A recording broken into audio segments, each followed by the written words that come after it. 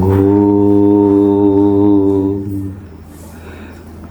நம ஸ்ரீ யதிராஜாய விவேகானந்த சூரையே சச்சித் சுகஸ்வரூபாய ஸ்வாமினே தாபஹாரிணி.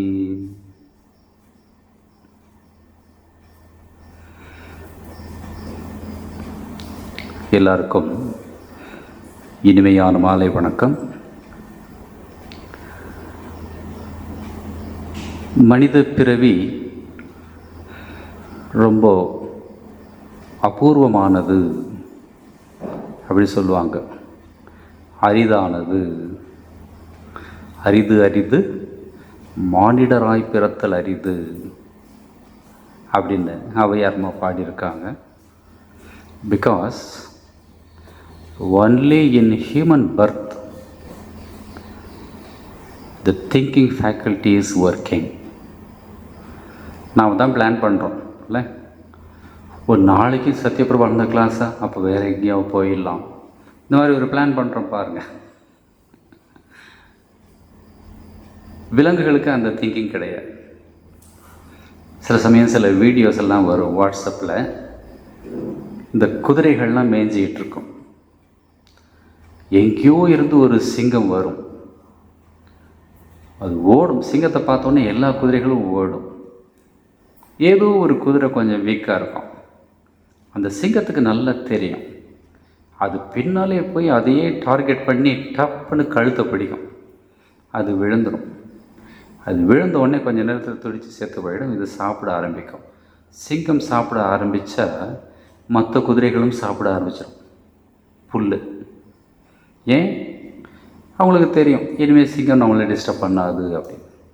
அதுக்கு மேலே நம்ம ஃப்ரெண்டு ஒருத்தன் செத்து போகிறானே, போய் காப்பாற்றலாமா அப்படிங்கிற எண்ணம் இருக்காது. இதை சொல்கிறப்போ நிறைய இந்துக்கள் கூட இப்போ அப்படி தான் இருக்காங்க. நமக்குள்ளேயே சண்டை.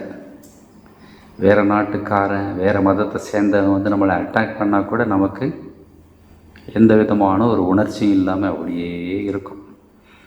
எல்லாம் அவர் பார்ப்பார், அவன் அருளாலே அவன் தாழ் வணங்கின்னு சொல்லிட்டு நாம் எல்லாம் தூங்கிட்டுருக்கோம். நம்முடைய சுயமுயற்சி எங்கே? சுயமுயற்சியாக இருக்கிறேன் அப்படின்னு பகவத்கீதையில் கிருஷ்ணன் சொல்கிறார். கிருஷ்ணர்கிட்டேருந்து நாம் ரொம்ப தூரத்தில் இருக்கோம். ஆஸ் அ ரிசல்ட் சுயமுயற்சி நம்மகிட்டேருந்து ரொம்ப தூரத்தில் இருக்குது. எங்கே சுயமுயற்சி இருக்கோ அங்கே வெற்றி இருக்குது அப்படின்னு கிருஷ்ணன் சொல்கிறார். சுயமுயற்சியும் இல்லை, வெற்றியும் இல்லை. இந்துக்களுக்கு எந்த விதமான ஒரு அவேர்னஸும் இல்லை. இந்த மனித பிறவி அவ்வளோ அற்புதமானது அப்படின்னு சொல்லியிருக்காங்க. தாயுமான சாமிகள் பாடுவார், எண்ணறிய பிறவிதனில் மானிட பிறவிதான் அரிதறிது கான். 84 lakhs ஸ்பீசிஸ் இருக்குது அப்படின்னு சொல்லி நம்ம பெரியவங்க சொல்லி வச்சுருக்காங்க. இது ரொம்ப வேடிக்கை என்னன்னாக்கா, ஒரு 2-3 வருஷம் முன்னாடி அதை ரிசர்ச் பண்ணி கண்டுபிடிச்சிருக்காங்க. டோட்டலி 84 lakhs ஸ்பீசிஸ் இருக்கும். மரம் செடிகளில் இத்தனை, பறவைகளில் இத்தனை, பாம்புகளில் இத்தனை, விலங்குகளில் இத்தனை.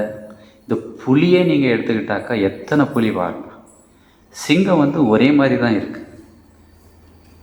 சிங்கத்துக்கு ஒரே சிங்கம் தான். ஆப்பிரிக்கன் லயன், இந்தியன் லயன் அப்படி தான் சொல்கிறோம். புலின்னு எடுத்துக்கிட்டாக்கா சிறுத்தை புலி, வேங்க புலி, வரி புலி, கழுத புலி, என்னென்னமோ எல்லாம் சொல்கிறாங்க. ஸோ கவுண்ட் பண்ணி பார்த்தா 84 lakhs பிராணிகள் இருக்குது, ஜென்மங்கள் இருக்குது அப்படின்னு சொல்லி கண்டுபிடிச்சிருக்காங்க. அதை தான் இவர் சொல்கிறார், எண்ணறிய பிறவி தனில் மானிட பிறவி தான் அரிதறிது கான். அந்த யோசனை பண்ணக்கூடிய புத்தி, சிந்தனா சக்தி அப்படின்னு சொல்லுவாங்க. அடுத்த மனுஷங்களுக்கு மட்டும்தான் உண்டு. சின்ன பையன், 5 வயசு பையன், எனக்கு இந்த ட்ரெஸ்ஸு பிடிக்கல அப்படிம்பா. சில பேர் வீட்டில் வந்து நாய்க்கு வந்து ட்ரெஸ் போட்டு விட்ருப்பாங்க, ஃபோட்டோலெல்லாம் பார்க்க. ஆனால் அந்த நாய் ஏதாவது அதை பற்றி திங்க் பண்ணதை பாருங்க. ட்ரெஸ்ஸு இருக்கோ இல்லையா, அது பாட்டு அதுக்கு சாப்பாடு கிடைச்சா போதும். இந்த பிறந்த குழந்தைங்க வந்து அது மொட்டை அடித்தாலும் அதுக்கு தெரியாது, காது குத்துனாலும் அதுக்கு தெரியாது, ட்ரெஸ்ஸு இருக்கா இல்லையா அது கூட தெரியாது, அது பாட்டுக்கு அது இருக்கும். ஆனால் கொஞ்சம் பெரியவன் ஆன உடனே எனக்கு இந்த ட்ரெஸ்ஸு பிடிக்கல, எனக்கு இது பிடிக்குது, அது பிடிக்குது அப்படின்னு சொல்ல ஆரம்பிக்கிறோம். He starts thinking. அந்த ஃபேக்கல்ட்டி இருக்கிறதுனால இது அரிது, வெரி ரேர் ஆப்பர்ச்சுனிட்டி. இதை வேஸ்ட் பண்ணிடக்கூடாது. அடுத்த லைனில் சொல்கிறார், இப்பிறவி தப்பினால் எப்பிறவி வாய்க்குமோ, யாது வருமோ அருகிலேனே. அடுத்த பிறவிலே நாம் மனுஷனாக பிறப்போமா அப்படிங்கிறது தெரியாது. No guarantee. அந்த மாதிரி செயல்கள் செஞ்சால் there is some hope. Hope is not guarantee. நான் எதிர்பார்க்குறேன் சார். என்னமோ ஒருத்தர் சொல்கிறான், நான் பில் கேட்ஸோட பொண்ணை கல்யாணம் பண்ணிக்கலாம்னு நினைக்கிறேன் சார் அப்படின்னு. நினைக்கிறதுக்கு என்ன வேணால் நினைக்கலாம் இல்லையா? அவர் கொடுப்பாரு. ஃப்ரெண்டுக்கிட்ட போய் சொல்கிறேன், அமெரிக்கா போகலான்னு நினைக்கிறேன், எவ்வளோ செலவாகும்? நினைக்கிறதுக்கெல்லாம் செலவே ஆகாது சார் அப்படின்னு அவன் சொல்கிறான். என்ன வேணால் நினைக்கலாம், எது எது நடக்கும் நமக்கு தெரியாது. நடக்கிறதுக்கு நாம் வேலை செய்யணும். அதுதான் இவர் சொல்கிறார், இந்த பிறவி போச்சுன்னாக்கா எப்பிறவி வாய்க்குமோ. பரதர் அப்படின்னு ஒரு முனிவர் இருந்தார், மிகப்பெரிய சாதகர். எப்போ பார்த்தாலும் ஜெபம் பண்ணிகிட்ருக்கிறார், மெடிடேஷன் பண்ணிகிட்ருக்கிறார். ஒரு மான் குட்டியை வச்சுக்கிட்டு அது ரொம்ப ஃப்ரீடம் கொடுத்து அந்த குட்டி மேலே உயிரையை வச்சு அடுத்த பிறவியில் மானா பிறந்தார். நம்ம புராணங்கள் சொல்லுது. மானா பிறந்து கொஞ்ச நாள் இருந்து அவரை செத்து போய் மறுபடி ஜடபரதராக பிறந்தார். அந்த ஞானம் இருக்குது. பட் அந்த மானை நடிச்சிட்டே செத்ததுனால கீதையில் கிருஷ்ணன் சொல்வார், எம் எம் வா விஸ்மரன் பாவம் தியஜத்யந்தே கலேவரம் தம் தமே வைதி கௌந்தேய சதா தத் பாவ பாவித அப்படி சொல்வார். எந்த நினப்போடு நாம் உயிரை விடுறோமோ அதுக்கேற்ற மாதிரி பிறவி நமக்கு கிடைக்கும். அதனால தான் இருக்கிறப்போ, கான்ஷியஸாக இருக்கிறப்போ, சின்ன வயசுலே இருந்தே மனசுக்கு நல்ல எண்ணங்களை, நல்ல கருத்துக்களை கொடுக்கணும். மகான்கள் சொன்ன கருத்துக்களை கொடுக்கணும். நம்ம வெறுமனே சும்மா இந்த உலக வாழ்க்கையை பற்றியே கருத்துக்களை கொடுக்கறதுக்கு தான் இப்போ கல்வியின் நோக்கமாக இருக்குது. இங்கே படித்தாதான். நான் ஒரு ஸ்கூலுக்கு பேச போயிருந்தப்போ அந்த கரஸ்பாண்டண்ட் ஒரு லேடி அம்மா பேசுகிறாங்க. எனக்கு அப்படியே ரொம்ப நான் அசந்து போயிட்டேன். அந்த அம்மா பேசுகிறாங்க, dear students, you have to learn English well, then only you can go to US or UK, otherwise not possible. US UK போகிறது தான் வாழ்க்கையின் லட்சியங்கிற மாதிரி. அங்கே போயிட்டு தேர்ட் ரேட்டட் சிட்டிசனாக இருக்கிறதா வாழ்க்கையின் லட்சியம்? இந்தியாவில் ஃபஸ்ட் ரேட்டட் சிட்டிசனாக இருக்கணும், இந்த நாட்டை உயர்த்தணும், மற்ற நாடுகளை விட இது உயர்ந்ததுன்னு காட்டணும். அந்த மாதிரி லட்சியத்தை குழந்தைங்களுக்கு கொடுத்தா இந்தியாவுக்காக உழைப்பாங்க. அமெரிக்கா போகணும், ஆப்பிரிக்கா போகணும் அப்படின்னாக்கா காணாமையே போயிடுவோம். லாங்குவேஜை மறப்பாங்க, ட்ரெடிஷனை மறப்பாங்க, கல்ச்சரை மறப்பாங்க, தன்னையே மறப்பாங்க. அந்த மாதிரி வாழ்க்கை கூடாது. ஸோ இந்த பிறவி அற்புதமான பிறவி, நல்ல கருத்துக்களை கொடுத்து அதுக்கேற்ற வாழ்க்கையை நாம் தயார் பண்ணணும். ஒரு மகான் சொல்லுவார், இந்த பிறவி எதுக்கு அப்படின்னு ஒருத்தர் கேட்டார். அடுத்த பிறவியை தயார் பண்ணுறதுக்கு. Just like we plan today for tomorrow, we have to plan in this life for the next life அப்படின்னு மகாபாரதம் சொல்லுது. அப்பேற்பட்ட மனித பிறவி நமக்கு கிடச்சிருக்கு. ஆனால் அன்ஃபார்ச்சுனேட்லி நம்ம என்ன செஞ்சிட்ருக்கோம்? மோஸ்ட் ஆஃப் தி பீப்புள் சின்ன சின்ன விஷயத்துக்கு சண்டை. சின்ன ஒரு பலூன், நம்ம ஒரு ஆசிரமத்தில் இருந்தப்போ இந்த குழந்தைகள் கேம்ப்பு நடத்திட்டு இருந்தேன். அது ஒரு டீச்சர் என்கிட்ட சொன்னார், சுவாமிஜி நாளைக்கு ஒரு 50 பலூன்ஸ் வேணும், வாங்கி வையுங்கோ, அதை வச்சு குழந்தைங்க நான் சொல்லி கொடுப்பேன். வாங்கி வச்சாச்சு. இதனோடு நம்ம பையன் போய் வாங்கிட்டு வந்தான் சரவணா ஸ்டோரில். சின்ன ஒரு டப்பா. எத்தனை இருக்குப்பா அப்படின்னு. 50 இருக்குது அப்படின்ட்டான். சரி, இத்தனோண்டு தான் இருக்குது, சின்ன ஒரு பாக்ஸ். அடுத்த நாள் அந்த வாத்தியார் வந்தப்போ அந்த பாக்ஸை கொடுத்தேன். அவர் திறந்து ஒன்று டெஸ்ட் பண்ணுறார். ஒரு பலூனை எடுத்து ஊதுனா இந்த பாக்ஸை விட 10 மடங்கு பெருசு ஆச்சு. இப்போ அதை அந்த பலூனை அந்த பாக்ஸுக்குள்ளே வைக்க முடியுமா? அதை போல் சின்ன விஷயம், பைசா பிரயோஜனம் இல்லாத விஷயத்தை நாம் ஊதி பெருசாக்கி, அண்ணன் தம்பிக்குள்ள சண்டை, அப்பா மகனுக்குள்ள சண்டை, மாமியார் மருமகளுக்குள்ள சண்டை, எங்கே பார்த்தாலும் சண்டை சண்டை சண்டை. அதனால தான் சண்டே வந்தால் வெளியில் போயிடலாம். பஞ்சதந்திர கதைகளில் ஒரு அற்புதமான ஒரு கதை.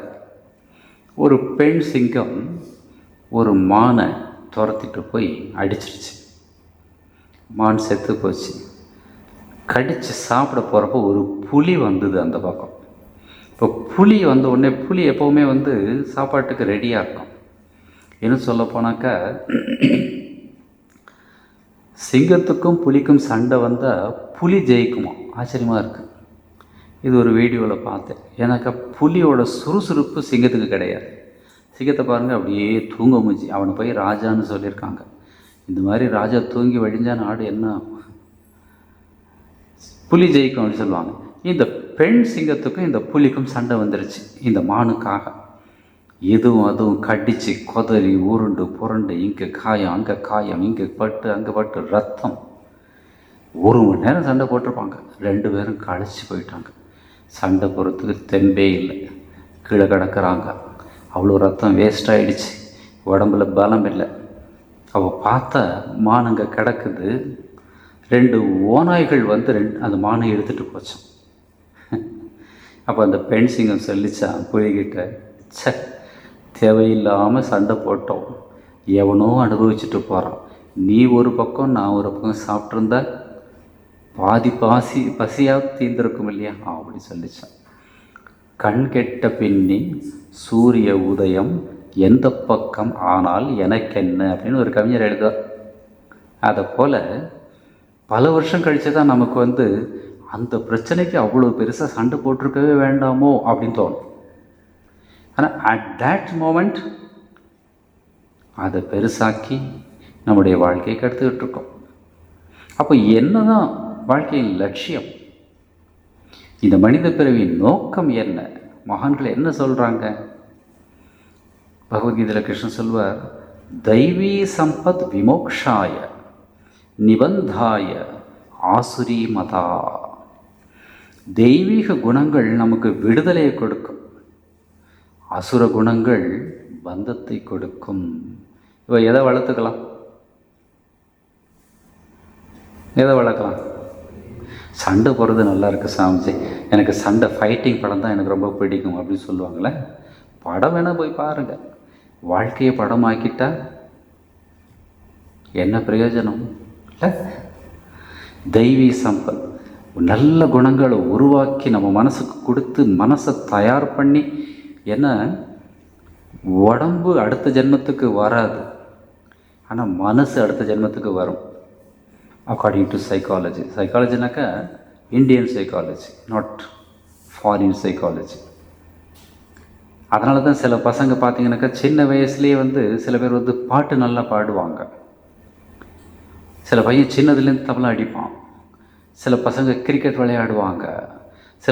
சில பசங்களுக்கு டிராயிங் ரொம்ப அழகாக வரும். நான் 6th படிக்கிறப்போ என் கூட ஒரு பையன் இருந்தான், ஈஸ்வரன் சொல்லிட்டு. எங்கே கற்றுக்கிட்டான்னு தெரியாது எங்களுக்கு. அவர் அந்த டிராயிங் மாஸ்டர் ரவுண்டு போட்டால் நமக்கு ரவுண்டு ஒரு மாதிரியாக இருக்கும். அந்த பையன் அப்படி போடுவான், அவ்வளோ ஈஸியாக. இப்போ பெரிய ப்ரொஃபஸர் டிராயிங் ஸ்கூலில். From where all these things came? போன ஜென்மத்து சம்ஸ்காரம். ஒருமைக்கண் தான் கற்ற கல்வி ஒருவருக்கு எழுமையும் ஏமாப்புடைத்து அப்படின்னு தமிழ்நாட்டில் பிறந்த ஒரு பெரியவர் சொல்லியிருக்கிறார். அவர் ஹிந்துவா கிறிஸ்துவர் அப்படின்னு அது ஒரு சர்ச்சை போயிட்டுருக்கு. பியூர் ஹிந்து. வள்ளுவர், ஒரு வாழ்க்கையில் நீங்கள் நல்லா கற்றுக்கிட்டாக்கா 7 ஜென்மத்துக்கு அது வரும் அந்த நாலேஜ். இப்போ இந்த பையன் இருக்கான், வீடியோ எடுக்கிறத நல்லா கற்றுக்கிட்டாக்கா அடுத்த பிறவியில் பெரிய எக்ஸ்பர்ட்டாக பிறந்ததுலேருந்தே வீடியோ வச்சுக்கிட்டே போகிறப்பான். இல்லை வர்றப்போ வீடியோ கொண்டு வந்தாலும் கொண்டு வந்துடும். வீடியோ வந்தோம். That knowledge remains. சம்ஸ்காரங்கள், அந்த சம்ஸ்காரங்களை தயார் பண்ணுறதுக்காக இந்த மனித பிறவி கொடுக்கப்பட்டிருக்கு. அப்பேற்பட்ட பிறவியில் என்னத்தை கற்றுக்கணும்? நாம் வீடியோ எடுக்கிறதா? வீடியோ எடுக்கணும் கற்றுக்கணும். அதையும் தாண்டி சுவாமி விவேகானந்தர் சொல்கிறார், teach yourselves, teach every one his real nature, call upon the sleeping soul and see how it awakes. என்ன லாங்குவேஜ்! டீச் யுவர் செல், உங்களுடைய உண்மை நேச்சர் என்ன? இந்த உடம்பா? நாம் யார் சார்? நான் பரசுராமன், நான் பரந்தாமன், நான் ராமகிருஷ்ணன், நான் கிருஷ்ணன், நான் ராம, நான் கோகுல், நான் தனசேகர், நான் காயத்ரி, நான் சாவித்ரி. இது பேர். சாவித்திரி பேரில் இந்த மயிலாப்பூரில் பார்த்தாலே 100 பேர் இருப்பாங்க இல்லையா? பரசுராம் பேரில் பார்த்தா 1000 பேர் இருப்பாங்க சென்னையில். அப்போ எல்லாருமே ஒன்று. அந்த பரசுராம் வேறு, அது மந்தவெளி பரசுராம் வேறு, மயிலாப்பூர் பரசுராம் வேறு. பேர், நீங்கள் பிறந்தப்ப என்ன பேரோட உங்கள் முதுகில் பேர் எழுதியிருந்ததா? இந்த பையனுக்கு இந்த பேர், இந்த பொண்ணுக்கு இந்த பேர் யாராவது எழுதி வச்சாங்களா? நாம் கொடுக்குறோம், சூப்பர் இம்போஸ்ட். ஸோ பேர் நாம் கிடையாது. அப்போ இந்த உடம்பு, நாம் தூங்குறப்போ இந்த உடம்பு எங்கே இருக்குன்னே தெரியல. சில சமயம் நல்லா தூக்கம் வர்றப்போ, நமக்கே முழிப்பு வர்றப்போ எங்கே இருக்கேன் அப்படின்னு கேட்போம், நமக்கே தெரியாது இல்லை? அப்போ உடம்பு அப்படி, உடம்பையும் தாண்டி நாம் தூங்கிட்டு இருந்திருக்கோம். மிஸ்டர் ராமசாமி போயிட்டார் சார் அப்படி சொல்கிறோம்.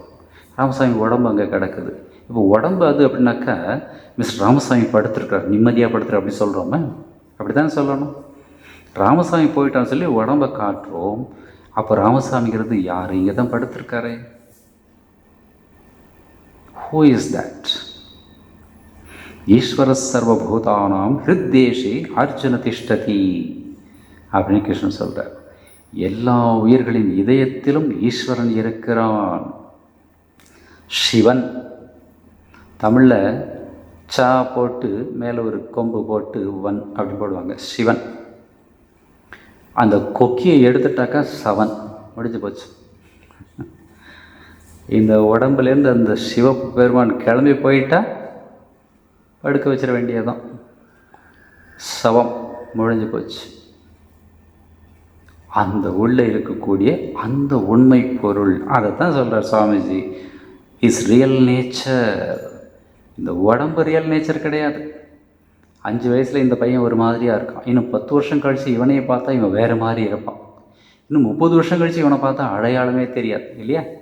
சில சமயம் சின்ன வயசுலேயே 10 வயசுலேயே பசங்க வெளியூர் போயிடுவாங்க படிக்கிறதுக்கு. இப்போல்லாம் நிறைய பேர் வெளியில் அனுப்புகிறாங்க. 10 வருஷம் 15 வருஷம் கழித்து திரும்பி வந்தாக்கா அம்மாவுக்கே தெரியாது இல்லையா? கண்ணா இவ்வளோ எனக்கே அடையாளம் தெரியலடா அப்படிம்போம். உடம்பு மாறிக்கிட்டே இருக்குது. மாறிக்கிட்டே இருக்கக்கூடியது எப்படி நாம் ஆக முடியும்? பட் உள்ள மாறாமல் சம்திங் இஸ் தேர். அதை பிடிக்கி, அதைத்தான் ரமண மகர்ஷி நான் யார் அப்படின்னு விசாரணை பண்ண அப்படின்னாக்கா, நான் கோபாலசாமி, கோபாலபுரத்தில் இருக்கேன், இவ்வளோ வீடு இருக்குது, பேங்க்கில் இவ்வளோ அமௌண்ட் இருக்குது, எது இல்லை. நம்ம பட்டினத்தார் பாடுவார், செத்து கிடக்கும் பிணந்தனின் மேல் இனி சாகும் பிணங்கிடந்து கத்தும் கணக்கென்னகான் கட்சி ஏகம்பனே அப்படின்னு பாடுவார். சாதுக்கள் மகான்கள்லாம் பிளண்ட்டாக அடிப்பாங்க. நமக்கு கேட்குறது தான் கஷ்டமாக இருக்கும் இல்லை? சரி, கொஞ்சம் சந்தியா நேரத்தில் கொஞ்சம் மங்களமாக பேசுங்க சாமி.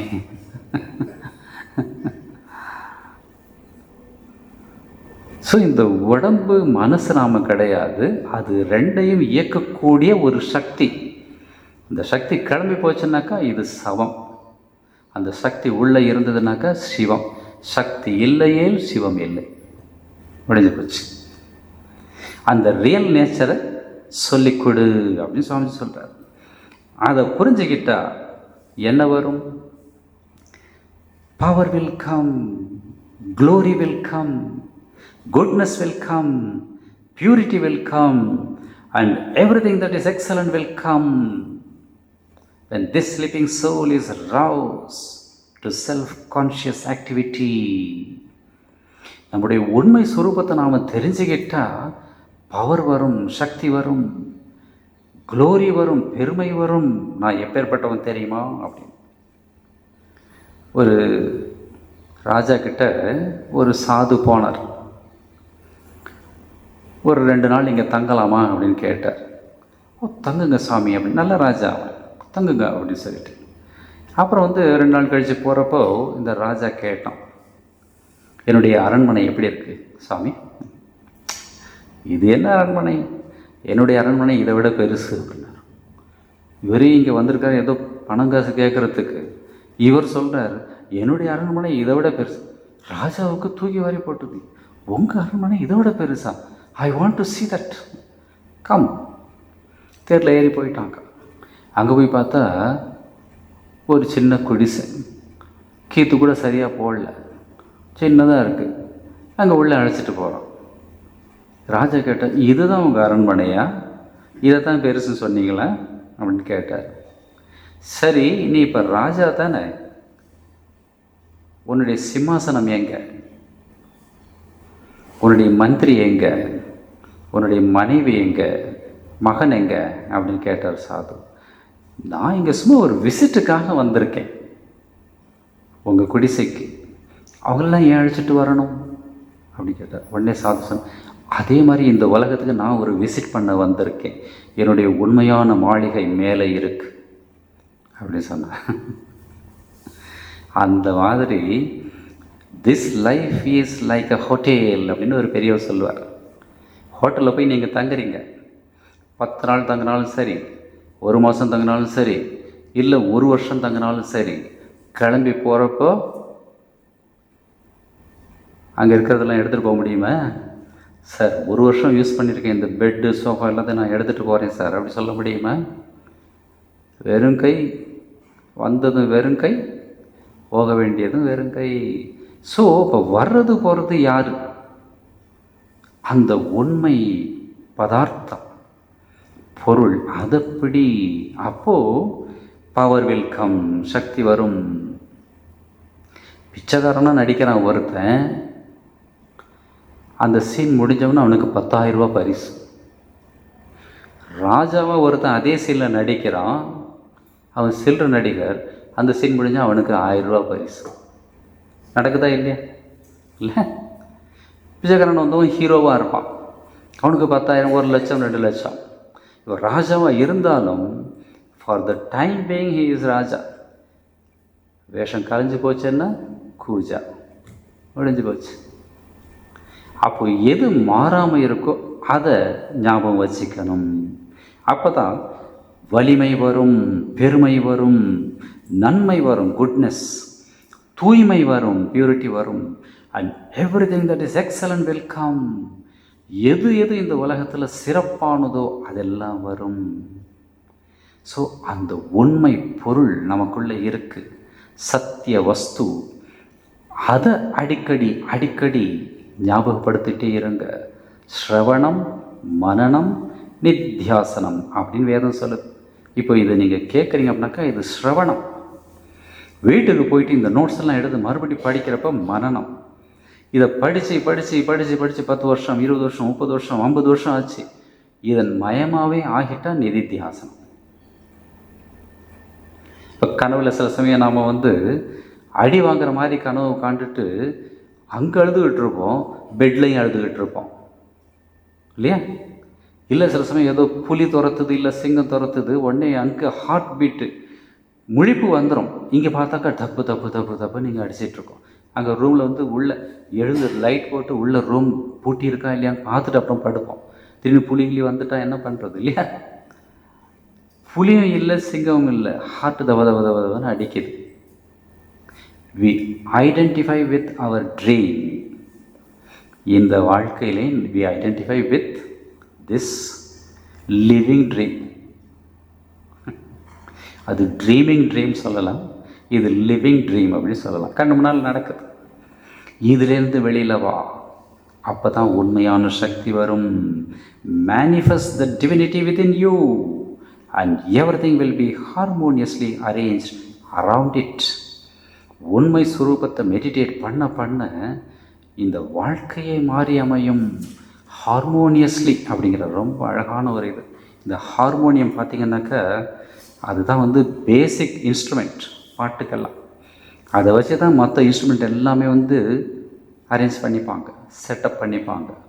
ஸோ எந்த உண்மை பொருள் இருக்குது, இதை வச்சு தான் மற்ற எல்லாமே. ஸோ அந்த உண்மை பொருளை போய் நோக்கி போகிறத வாழ்க்கையின் லட்சியமாக வச்சுக்கிட்டால் இந்த வாழ்க்கையை நல்லபடியாக வாழ்கிறோம் அப்படின்னு அர்த்தம். அந்த மாதிரி யாரோ வாழ்ந்திருக்காங்களா? இந்த பவர் எப்படி வரும், பியூரிட்டி எப்படி வரும், குட்னஸ் எப்படி வரும், அது ஒரு சில மகான்களுடைய வாழ்க்கையில் நாம் பார்க்கலாம். நந்தனார் அப்படின்னு ஒருத்தர் இருந்தார் தமிழ்நாட்டில், நாயன்மார்களில் ஒருத்தர்.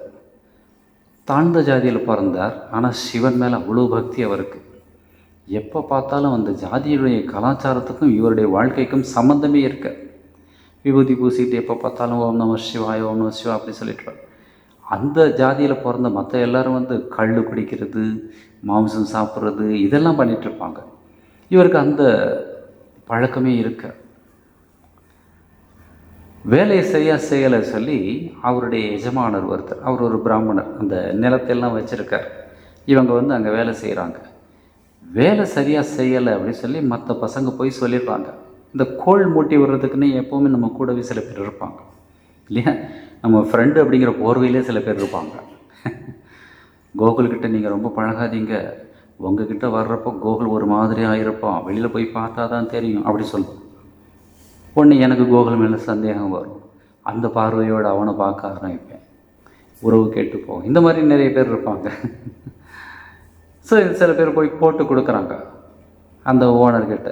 அவர் குச்சி எடுத்துகிட்டு அடிக்கிறார். அந்த காலத்துலலாம் அடிக்கலாம், இவெல்லாம் கையை வச்சாலே போலீஸ் வந்துடும். குச்சி எடுத்து அடிக்கிறார், மடார் மடார்னு. நந்தனார் மண்ணில் வேலை செஞ்ச உடம்பு இல்லையா, அது ஸ்ட்ராங்காக இருக்குது. வலியை தாங்கிட்டு பேசாமல் நிற்கிறார். கொஞ்ச நேரம் கழித்து இந்த எஜமானருக்கு கை வலிக்குது. அடி வாங்கினவருக்கு கை வலிக்கலை, அடித்தவருக்கு கை வலிக்குது. அப்போ நந்தனர் மறுபடியும் அந்த கோபத்தோடு வர்றப்போ தூக்கிட்டு நந்தனர் சொல்கிறார், ஆண்டே. ஆண்டேனாக்கா எஜமானனே அப்படின்னு அர்த்தம். அந்த ஒரு பாஷையில், சிதம்பரம் பாஷையில். ஆண்டே, இந்த வேலைக்காரங்க இவ்வளோ பேர் இருக்காங்க, அவங்க கையில் கொடுத்து அடிக்க சொல்லுங்க அப்படின்னு சொல்கிறார் நந்தனர். அந்த ஆண்டேவுக்கு, எஜமானனுக்கு ஒரு இது, ஏண்டா ஏன் இப்படி சொல்கிறேன்? இல்லை, என்னை அடித்தா உங்கள் கை வலிக்குது இல்லையா அப்படின்னு சொல்கிறான். Power will come, glory will come. பகைவனை கூட மன்னிக்கக்கூடிய உயர்ந்த மனோபாவம் வரும் எப்போ? நான் தெய்வம் அப்படிங்கிறத உணர்றப்போ. விவேகானந்தர் ஒரு இடத்துல சொல்வார், don't seek God, just see him. வார்த்தைகள்லாம் கத்தி மாதிரி இருக்கும். கடவுளை தேடாத, அவர் எல்லா உயிரிலையும் இருக்க, அதை பாரு, உனக்குள்ளே இருக்க அதை பாரு, ஜஸ்ட் சீ ஹிம் அப்படின்னார். அப்படி பார்க்குறப்போ இந்த மாதிரி உயர்ந்த குணங்கள் வரும். ராமகிருஷ்ணன் ஒரு கதை சொல்லுவார். ஒரு சாது குளிக்க போகிறார் ஆற்றுல. அங்கே 2 பேருக்கு சண்டை நடந்துக்கிட்டு இருக்கு.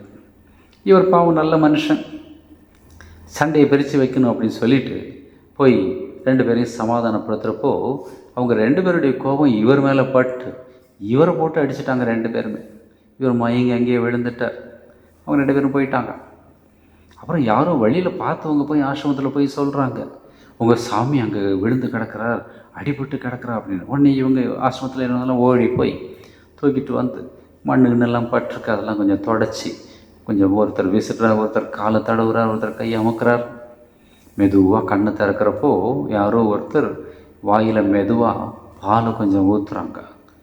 அவர் கொஞ்சம் மெதுவாக குடித்து நினைவு வருது.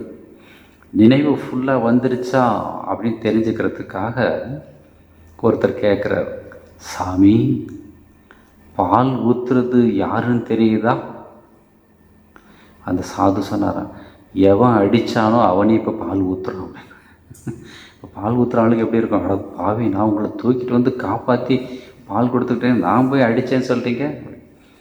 அவர் உருவத்தை பார்க்கலை, இறைவனை பார்க்குறார். அடித்ததும் அவன்தான், அணைக்கிறதும் அவன்தான். அதனால தான் அடிக்கிற கை தான் அணைக்கும் அப்படி சொல்லுறது கடவுளுக்காக சொல்லப்பட்ட ஒரு வாசகம். அந்த உயர்ந்த மனநிலையில் எல்லா உயிர்களையும் பார்க்கக்கூடிய பக்குவம் வரும் எப்போ? நம்முடைய உண்மை தன்மையை உணரும்போது. குளோரி, அதுதான் பெருமை. ஒரு சாது உட்கார்ந்துருக்கிறார். நிறைய பேர் வந்து நமஸ்காரம் பண்ணிட்டு போகிறாங்க. டைம் முடிஞ்சு போச்சு. அவர் எழுந்து போகிறதுக்காக ரெடி பண்ணுறப்போ ஒருத்தன் வேகமாக வந்தான், திருன்னு வந்தான். வந்த வேகத்தில் செருப்பு அப்படியே வீசி எரிஞ்சிட்டு உள்ளே வந்து காலில் விழறான். இந்த சாதுவோட கண்ணில் அது பட்டுடுச்சு. அவர் சொன்னாராம், முதல்ல இந்த வெயிலில் உன்னை தூக்கிட்டு வந்த அந்த செருப்புக்கிட்ட போய் மன்னிப்பு கேட்டுட்டு வா. என்ன சாமி, செருப்புக்கிட்ட போய் மனுஷங்கிட்ட மன்னிப்பு கேட்கலாம், அது கூட நம்ம பண்ணுறதே கிடையாது. செருப்புக்கிட்ட போய் மன்னிப்பு கேட்க சொல்கிறீங்க, அதுக்கு என்ன தெரியுமா? இப்போ தூக்கி போட்டப்போ உன் கோபத்தை காட்டினியே, கோபத்தை மட்டும் காட்ட முடியுமா செருப்புக்கிட்ட? நம்மக்கிட்ட சில சமயம் வந்து வீட்டில் ஏதோ ஒரு சண்டை, ஹஸ்பண்ட் ஒய்ஃபுக்குள்ளே ஏதோ சண்டை வந்திருக்கும். கதவை போட்டு தொப்புன்னு அடிக்கும் இல்லை? கதவு என்ன பாவம் பண்ணிச்சு சொல்லுங்கள்? கதவுக்கிட்ட கோபத்தை காட்ட முடியுது இல்லை? இல்லைனாக்கா கையில் இருக்கிற துணியோ இல்லை மொபைல் ஃபோனோ ஏதோ தூக்கி போடுவோம். ஏன் அவர்கிட்ட காட்ட முடியாது, இல்லை அந்த அம்மாக்கிட்ட காட்ட முடியாது. இல்லை, ஒரு ஜோக் ஒன்று படித்தேன். ரூமில் ஃப்ரெண்டு வந்து பார்க்க வந்திருக்கார். ரூமில் போய் திட்டுறார். உடனே ஹலோ வெளியில் வந்த அந்த ஆள், யாரை திட்டுற? என் ஒய்ஃபை தான். அவள் தான் வீட்டுக்கு போயிருக்கான்னு சொன்னேன். இல்லை, அதனால தான் இங்கே திட்டிகிட்டு இருக்கேன் அப்படின்னு. ஓ, இங்கேயும் அதே கதை தானா அப்படிங்கிறாங்க. அப்போ அவங்க வீட்லேயும் அந்த மாதிரி கோபத்தை எது மேலெல்லாம் காட்டுறோம் பாருங்களேன். மைக்கு மேலே, கிளாஸ் மேலே, சாப்பாட்டு பிளேட்டை சில பேர் உதப்பாங்க. எவ்வளோ பெரிய பாவம் அதெல்லாம். பொருட்கள் மேலே கோபம் காட்ட முடியுது அப்படின்னாக்கா ஏன் மன்னிப்பு கேட்கக்கூடாது? ரமண பகவான் நடந்து வந்துட்டுருக்கிறார். ஒரு பையன் ஒரு சிமெண்ட் ஸ்லாப் மேலே உட்கார்ந்துருக்கான். எல்லா இடத்துலையும் கடவுள் இருக்காரா அப்படின்னு கேட்குறான். ஆமாம். இந்த மரத்துலையும் இருக்காரா? இருக்கார். எல்லா பொருள்லையும் இருக்காரா? எல்லா பொருளையும். நீ உட்கார்ந்துருக்க சிமெண்ட் ஸ்லாப் அதுலேயும் இருக்கார் அப்படி சொல்லிட்டு போனார். இந்த சில பேர் இந்த மேடை கச்சேரி பண்ணுறவங்களாம் நீங்கள் பார்த்தீங்கன்னாக்கா மேடையில் ஏறுறப்போ ஸ்டெப்ஸு ஏறிட்டு மேடையில் கால் வைக்கிறதுக்கு முன்னாடி அதை தொட்டு கும்பிட்டுட்டு மேலே போவாங்க. இதெல்லாம் கவனிச்சிருக்கீங்களா? சச்சின் டெண்டுல்கரை நீங்கள் பார்த்தீங்கன்னாக்கா கிரவுண்டில் வந்து அந்த லைன், அந்த ரோப் இருக்கும், பவுண்ட்ரி லைன், கால் வைக்கிறப்போ அதை கும்பிட்டுட்டு போவோம். தொழில் பக்தி. அதையும் செய்யும் தொழிலே தெய்வம் அப்படின்னு பார்க்கக்கூடிய பக்குவம் நம்முடைய ஹிந்து கலாச்சாரத்தில் சொல்லி கொடுத்துருக்காங்க. அதை தான் அந்த சாது சொன்னார். முதல்ல அந்த செருப்புக்கிட்ட மன்னிப்பு கேட்டுட்டு வா, அப்புறம் நான் உனக்கு ஆசீர்வாதம் பண்ணுறேன். அப்புறம் அந்த பையன் போனான் அப்படின்னு ஒரு கதை. ஸோ இந்த மாதிரி நல்ல நல்ல விஷயங்களை எல்லாம் நாம் ஞாபகம் வச்சுக்கணும், மனசுக்கு கொடுத்துக்கிட்டே இருக்கணும், உயர்ந்த கருத்துக்களை கொடுக்கணும். Fill your mind with the highest ideas அப்படின்னு சொல்லுவார் சுவாமிஜி. தெய்வீகத்தை வெளிப்படுத்து. ஒவ்வொரு விஷயத்துலையும் சண்டை போட்டுகிட்டே இருக்காத. சண்டை போட்டாக்கா அந்த அசுரகுணம் அதிகமாகுது. நான் சொல்கிறது குடும்பத்தில் இருக்கிறவங்களோட. நம்ம குடும்பத்தில் சண்டை போட்டுட்டு வெளி ஆளுகிட்ட போய் விட்டுடுவோம் இல்லையா? வெளிநாட்டுக்காரங்கிட்ட போய் நாம் விட்டுடுவோம், மற்ற மதத்தை சேர்ந்தவங்கிட்ட போய் நம்ம தோற்று போயிடுவோம். ஆனால் உள்ளுக்குள்ளே நாம் சண்டை போட்டுகிட்டே இருக்கோம். தெய்வீகத்தை வெளிப்படுத்துறது இல்லை. கடவுள் நமக்கு கொடுத்த அத்தனை ஐஸ்வர்யங்களை நாம் மறக்காமல் அவருக்கு நன்றி சொல்லணும். நன்றி சொல்கிறப்போ அந்த தெய்வ சம்பத், தெய்வீக குணத்தை வளர்த்துக்கிட்டு இருக்கோம். நாம் கொடுத்த, அவர் கொடுத்த நல்லதெல்லாம் நாம் நன்றி சொல்கிறதே கிடையாது. ஒரு பெரியவர் சொல்வார், கஷ்டம் வரும்போது, நல்லது வரும்போது நீ இறைவனுக்கு நன்றி சொல்லாவிட்டால் கஷ்டம் வரும்போது இறைவனை திட்டும் உரிமை உனக்கு கிடையாது. இல்லையா? எப்போ பார்த்தாலும் எனக்கு மட்டும் ஏன் இவ்வளோ கஷ்டத்தை கொடுக்குற அப்படின்னு கேட்குறோம். நியாயமாக தான் இருக்குது இல்லையா? பட் என்றைக்காவது ஏதாவது சந்தோஷமாக இருக்குது, எனக்கு மட்டும் ஏன் இந்த சந்தோஷத்தை கொடுத்த கேட்குறோமா? ஏன்னா அது புது புது கதையெல்லாம் சொல்கிறார் சுவாமிஜி அப்படின்னு பார்க்குறீங்கல்ல. இதுதான் நம்முடைய நேச்சர். We forget. அதனால தான் ஒரு பெரிய சொல்வார், forgetting is human nature, forgiving is divine nature அப்படி சொல்லுவாங்க. நமக்கு எல்லாம் மறந்து போயிடும் நம்ம செஞ்சதெல்லாம். நன்றி மறப்பது நன்றன்று, நன்றல்லது அன்றே மறப்பது நன்று அப்படின்னு வள்ளுவர் சொல்வார். யாராவது நமக்கு உதவி செஞ்சிருந்தா லைஃப் லாங் நாம் ஞாபகம் வச்சுக்கணும். நாம் யாருக்கும் உதவி செஞ்சால் அதை உடனே மறந்துடணும். ஆனால் நாம் செஞ்சதை எவ்வளோ பண்ண இவனுக்கு நன்றி மறந்துட்டான் படவா அப்படின்னு சொல்லுவோம். அவன் நமக்கு எவ்வளோ பண்ணிடுவான் அதை நம்ம மறந்துருப்போம். எங்கள் பிரின்ஸிபல் மகாராஜ் ட்ரைனிங் சென்டரில் ரொம்ப வேடிக்கையாக சொல்லுவார். ரொம்ப அழகான ஒரு statement. Man gets and forgets, God gives and forgives அப்படின்னு சொல்கிறார். நிறைய வாங்கிக்கிறோம் இல்லையா? இந்த உலக வாழ்க்கையில் எவ்வளவு வாய்ப்புகள் கொடுத்துருக்கிற கடவுள். என்னைக்காவது நன்றி சொல்லியிருக்கோமா? ஒரு பணக்கார ஒருத்தர் 72 வயசு, ஹார்ட்டில் ப்ராப்ளம், போய் செக்கப் பண்ணாக்கா டாக்டர் சொல்லிட்டார், open heart surgery is the only solution, come. Admit பண்ணிட்டாங்க. சர்ஜரி பண்ணியாச்சு. ஒரு 10 நாள், வயசானவர், கொஞ்சம் அப்சர்வேஷன் அதுன்னு பண்ணிவிட்டு 10 நாள் 12 நாள் கழித்து, yes you are fit, you can go அப்படின்னு அந்த டாக்டர் வந்து சொல்கிறார். அந்த நேரம் பார்த்து அந்த சிஸ்டர் வந்து பில் கொண்டு வரான். பில் அந்த மாதிரி நேரத்தில் என் கொடுக்குறது அவளுக்கு தெரியாது. ஆஃபீஸில் கொடுத்துருக்காங்க. கொண்டு வந்து கொடுத்தாக்கா அதில் போட்டிருக்கு 12 lakhs, 12 days 12 lakhs. ஈஸி கணக்கு, ஞாபகம் வச்சுக்கிறது ஈஸியாக இருக்கும். 12 lakhs ஒன்று அதை பார்த்துட்டு அந்த ஆள் கண்ணிலேருந்து தண்ணி வந்துடுச்சு, அழ ஆரம்பிச்சிட்டார். இப்போ டாக்டருக்கு டென்ஷன் ஆகிடுச்சு. ஏன்னா இப்போ தான் பேஷண்ட் ஆப்ரேஷன் பண்ணியிருக்கு, அதுவும் ஹார்ட் ஆப்ரேஷன், ஓப்பன் ஹார்ட். மறுபடியும் ஓப்பன் ஆகிடுச்சுனாக்கா கதவு திறந்துடும் மேலே. Hello mister Gupta, please relax relax, நீங்கள் ஒன்றும் உடனே கொடுக்க வேண்டாம். அந்த சிஸ்டரை பிடிச்சது, ஏன் இப்போ கொண்டு வந்து, அதுவும் நான் இருக்கிறப்போ, ஏன் முன்னால் ஏதோ நடந்துட்டாக்கா டாக்டர் முன்னாலே நடந்துச்சு, டாக்டரால் ஒன்றும் பண்ண முடியலன்னு சொல்லிடுவாங்க. ஏன் கொண்டு வந்து நான்சென்ஸ் சொல்லிட்டு, ஹலோ ரிலாக்ஸ், கொஞ்சம் கொஞ்சமாக கொடுங்க, டோன்ட் வரி அப்படின்னு சொல்கிறார். அந்த மனுஷன் சொன்னார், இல்லை டாக்டர், 12 days இந்த ஹார்ட்டை நீங்கள் பார்த்துக்கிட்டீங்க, 12 lakhs கேட்குறீங்க. 72 வருஷமாக இறைவன் என்னுடைய ஹார்ட்டை பார்த்துட்ருக்கிறார், நான் ஒரு நாள் கூட தேங்க்ஸ் சொன்னதே இல்லை, அதை நினச்சி அழுதுகிட்டு இருக்கேன். என்னைக்காவது சொல்கிறோமா? Man gets and forgets, God gives and forgives அப்படின்னு எங்கள் பரிசுத்தர் மகாராஜ் சொல்வார். ஸோ நன்றியோடு இருங்க கடவுளுக்கு, உங்கள் சொந்தக்காரங்களுக்கு, யார் யார் உங்களுக்கு உதவி செய்கிறாங்களோ எல்லாருக்கும் நன்றியோடு இருங்க. இருந்தால் அந்த தெய்வீகத்தை நீங்கள் வெளியில் கொண்டு வர்றீங்க. நன்றியை மறந்தால் துரியோதனனை வெளியில் கொண்டு வர்றீங்க. இப்போ யாரை வெளியில் கொண்டு வரலாம்? கிருஷ்ணரை கொண்டு வரலாமா, துரியோதனனை கொண்டு வரலாமா? கிருஷ்ணரை கொண்டு வரணும். அதுதான் சொல்கிறார், teach your sell your real nature அப்படின்னு சொல்கிறார்.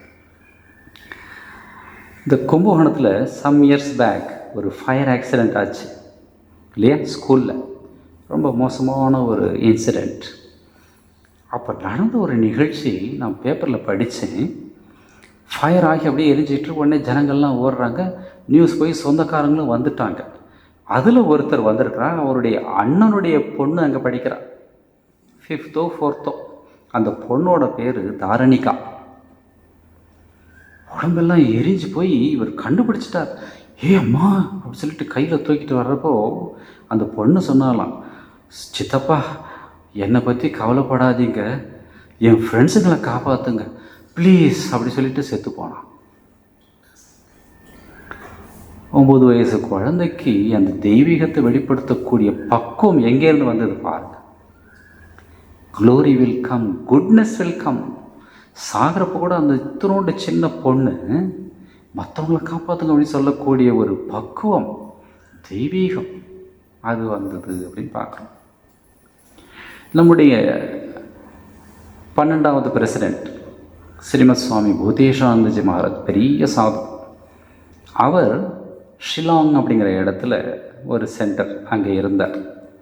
அப்போல்லாம் வந்து சென்டரில் ஃபைனான்ஸ் கண்டிஷன்லாம் ரொம்ப மோசமாக இருக்கும். தவிர இவ்வளோ சாதுக்களும் கிடையாது. இவர் ஒருத்தர் தான் சிங்கிள் சாது. இப்போ என்னமோ அந்த சிங்கிள் டீச்சர் ஸ்கூல்னு வரும் இல்லையா, அந்த மாதிரி சிங்கிள் சாது. இவரே பூஜை பண்ணணும், இவரே ஆஃபீஸ் பார்க்கணும், இவரே பர்ச்சேஸ் பண்ணணும், இவரே கலெக்ஷனும் பண்ணணும், எல்லா வேலையும் பார்த்துக்கணும். மட்டும் பொறுமையாக அவர் பாட்டு பண்ணிகிட்ருக்கார். ஒரு பழைய சைக்கிள் இருக்குமா, அதை பிடிச்சி தள்ளிக்கிட்டே ஒவ்வொரு கடையாக போவாங்க பஜாரில், ஏதாவது டொனேஷன் கொடுங்கோ அப்படின்னு. அவங்க அந்த காலத்தில் 25 பைசா 50 பைசா அப்போல்லாம் அவ்வளவுதான், அணா கணக்கு தான் அப்போல்லாம் அவங்க கொடுப்பாங்க. ஒரு கடைக்காரர் அவர் கொடுக்கறதுக்கு மனசு இல்லை பார்த்தார். பட் சாது நிற்கிறார், கொடுக்க முடியாது அப்படின்னு சொல்கிறதுக்கு மனசு வரல. ஸோ அப்புறமா வாங்க பிஸியாக இருக்கேன் அப்படின்னு சொல்லிட்டு நம்ம சாமி போயிட்டார்.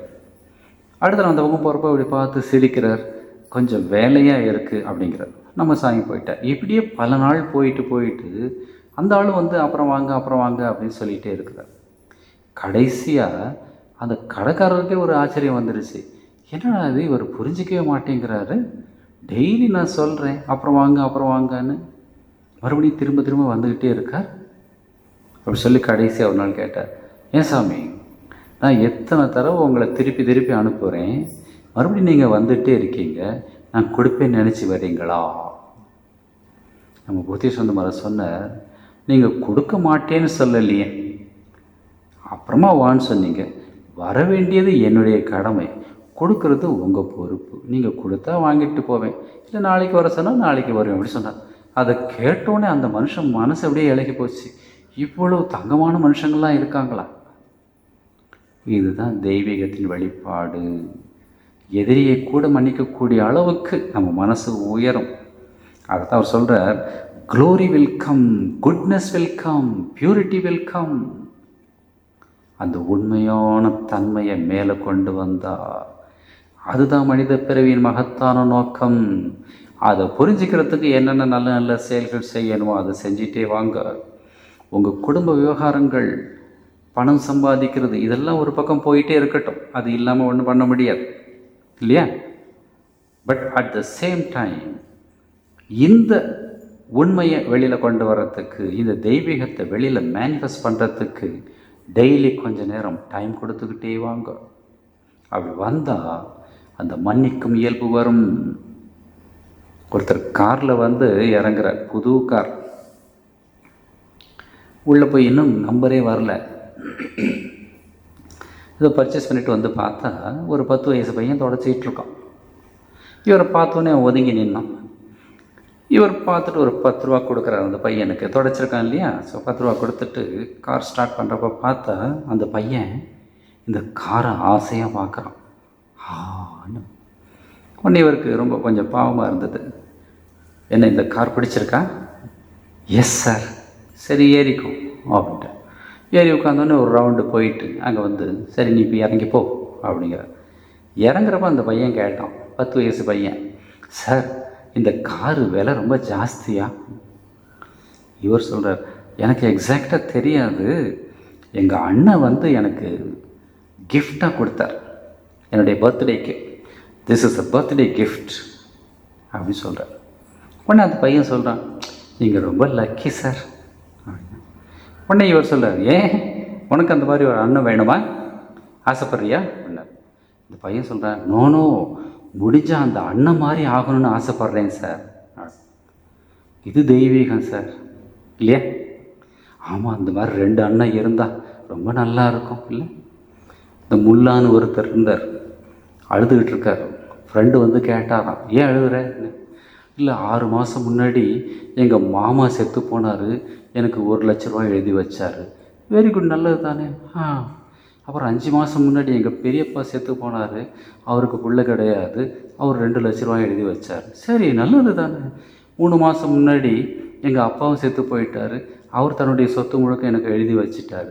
நல்லது தான், நிறைஞ்சு கிடச்சி. அப்புறம் இப்போ எதுக்காக அழறேன்? எனக்கு இப்போ இனிமேல் இந்த மாதிரி எழுதி வச்சுட்டு சாகிறதுக்கு யாருமே இல்லை, அதனால் அழறேன் அப்படி சொன்னேன். தெய்வீகம் எங்கே இருக்கு பாருங்க. சாமிஜி சொல்லுவார் இல்லையா, always keep your self in a giving position அப்படின்னா. யார்கிட்டையும் போய் நீ கையை ஏந்தாத, முடிஞ்ச வரைக்கும் கொடு, அப்போ தான் அந்த தெய்வீகம் வெளியில் வருது. கேட்டுக்கிட்டே இருந்தாக்கா, அது இன்டர்வியூவில் கேட்குறான், நல்ல ஈஸியாக பணம் சம்பாதிக்கிறதுக்கு ஈஸியான வழி எது அப்படின்னாக்கா, அந்த பையன் சொல்கிறான், ஒரு நல்ல மாமனார் கிடைக்கிறது அப்படிங்கிறான். இந்த காலத்து பசங்கள்லாம் அப்படி இருக்காங்க. அந்த மாதிரி இருக்கக்கூடாது. இந்த உலகத்தில் எப்போ என்ன முடியுமோ நம்மளால் கொடுக்குற மாதிரி இருக்கணும். என்னமோ சிபி சக்கரவர்த்தி தன்னுடைய சதையை அறுத்து கொடுத்தார் பார்க்குறோம் இல்லையா?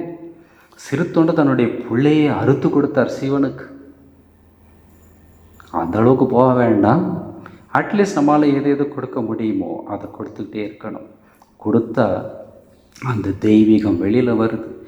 தெய்வீகம் வெளியில் வர வர அடுத்த வாழ்க்கை இதை விட சிறப்பாக இருக்கும். அசுரன் வெளியில் வந்தால் அடுத்த வாழ்க்கை எப்படி இருக்கும்? யோசனை பண்ணிக்கிட்டே போங்க. ஓம் சாந்தி சாந்தி சாந்தி. ஹரி ஓம் தத் சத். ஸ்ரீராமகிருஷ்ணார்ப்பணமஸ்து.